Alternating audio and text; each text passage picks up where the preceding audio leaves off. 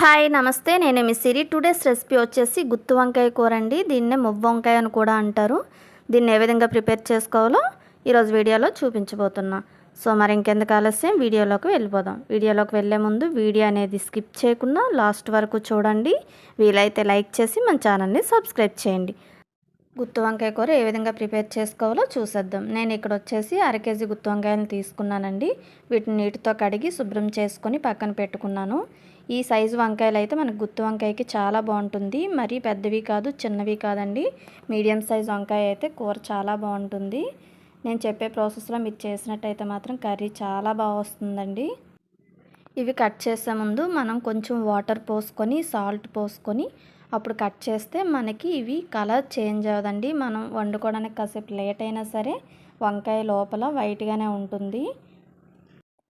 ఈ విధంగా వంకాయని మధ్యలో 2 భాగాలుగా డివైడ్ చేస్తే మనకి ఈ విధంగా వస్తుంది. మధ్యలో పిప్పులు ఉన్నాయో లేవో చెక్ చేసుకోవాలి. వంకాయ పిచ్చిందో లేదో చెక్ చేసుకొని మనం కర్రీ చేసుకోవాలి. నేను చూడండి చెక్ చేసుకొని ప్రతిదీ కట్ చేసి పెడుతున్నాను. ఈ విధంగా మీరు వంకాయలన్నీ కట్ చేసుకొని పక్కన పెట్టుకోండి. ఒక మిక్సీ జార్ తీసుకొని 2 మీడియం సైజ్ ఉల్లిపాయ ముక్కలు, 1 టమాటో, చిన్న అల్లం ముక్క, 5-6 వెల్లుల్లి రబ్బలు, చిన్న దాల్చిన చెక్క, 2-3 లవంగాలు, 1 యాలక్కాయ, 6-7 జీడి పలుకులు వేసుకోవాలి. జీడి పలుకులు వేసుకోవడం వల్ల టేస్ట్ అనేది చాలా బాగుంటుందండి. మనకి గ్రేవీ కూడా ఎక్కువగా వస్తుంది. చూసారు కదా, ఈ విధంగా మనం మెత్తని పేస్ట్లా చేసుకొని దీన్ని పక్కన పెట్టుకోవాలి.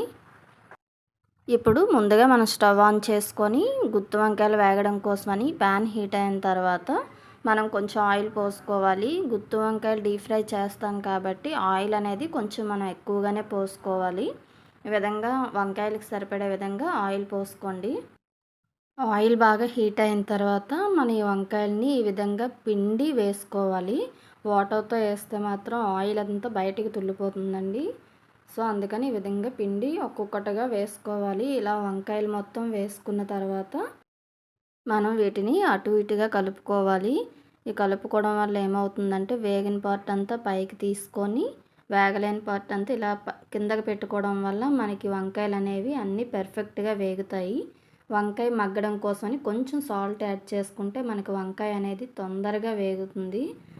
సో ఈ విధంగా మనకి వంకాయలు వేగాయో లేదో చెక్ చేసుకోవడం కోసమని మనం గరిటతో వంకాయని ఇలా నొక్కితే అది మెత్తగా ఉంటే వంకాయ అనేది వేగిపోయినట్టే. ఆ విధంగా చెక్ చేసుకొని మీరు అవి పక్కన తీసి పెట్టుకోవాలి. ఇప్పుడు అదే ప్యాన్లో ఇవన్నీ తీసేసిన తర్వాత మిగతా ఆయిల్లో మనం ఉల్లిముద్ద అనేది వేయించుకోవాలి. ఆయిల్ అనేది మనకి ఎక్కువైపోతుంది కాబట్టి కొంచెం ఆయిల్ పక్కకు తీసి పెట్టుకోండి. మీకు ఎంత ఆయిల్ కావాలో అంత సరిపడగా ఉంచుకొని మిగతా ఆయిల్ పక్కకు తీసి పెట్టుకోవాలి. ఇప్పుడు గ్రైండ్ చేసి పక్కన పెట్టుకునే ఈ పేస్ట్ని వేసుకోవాలి. 2 పచ్చిమిర్చి, కొంచెం సాల్ట్ వేసుకోవాలి. సాల్ట్ వేసుకోవడం వల్ల మనకి ఈ పేస్ట్ అనేది చాలా తొందరగా వేగుతుంది. ఇప్పుడు కారానికి సరిపడే విధంగా 2 స్పూన్ల కారం, 1 స్పూన్ ధనియాల పొడి, 1/2 స్పూన్ జీలకర్ర పొడి వేసుకోవాలి.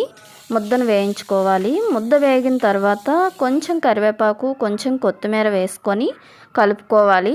ఈ విధంగా మనకి ఆయిల్ అనేది సెపరేట్ అయితే ముద్ద అనేది మనకి పర్ఫెక్ట్గా వేగినట్టే. చూసారు కదండి, మనకు ఆయిల్ అనేది తేలింది కాబట్టి మనకి ముద్ద అనేది పర్ఫెక్ట్గా వేగిపోయింది. ఇప్పుడు మనం ఈ వంకాయలు వేసి నెమ్మదిగా అటు ఇటు కలుపుతూ ఉండాలి. అవి విరిగిపోకుండా మనం చూసుకోవాలి.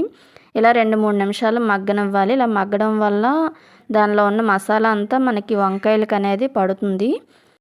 ఇప్పుడు మనం ఈ ముక్కలు ములిగేంత వరకు వాటర్ పోసుకోవాలి. వాటర్ పోసుకున్న తర్వాత మనకి సాల్ట్, కారం సరిపోయిందో లేదో మనం చెక్ చేసుకొని అడ్జస్ట్ చేసుకోవాలి.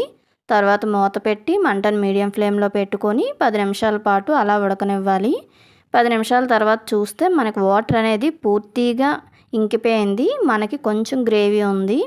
ఇలా ఈ మాత్రం గ్రేవీ ఉంచుకోండి, ఎందుకంటే చల్లబడిన తర్వాత బాగా చిక్కగా అయిపోతుంది, దగ్గరగా అయిపోతుంది.